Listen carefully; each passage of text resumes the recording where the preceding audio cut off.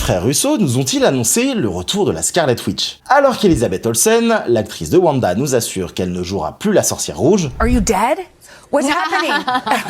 I did die. But is there a chance you could come back? Not that I'm aware of. je pense qu'elle ment simplement à tout le monde. Et pour ma part, je reste absolument persuadé que la Scarlet Witch sera de retour très bientôt, et qu'elle aura un rôle central dans les prochains Avengers. Si vous vous souvenez, à la fin de Multiverse of Madness, Wanda décide de détruire le Darkhold dans tout le multivers, avant de faire s'écrouler le mont Wandagore sur elle.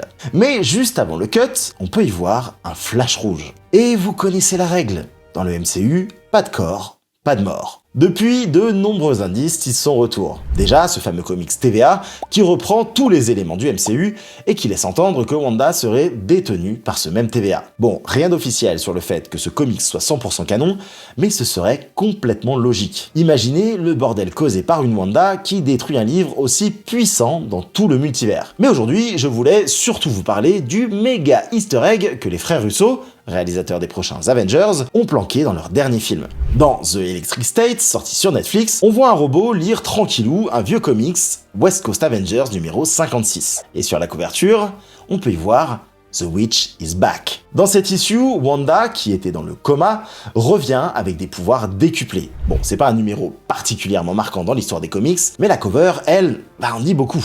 La sorcière est de retour. Un clin d'œil pour la suite, probablement comme celui de Deadpool et Wolverine avec le comic Secret Wars et la tête de Doom. L'avenir nous le dira.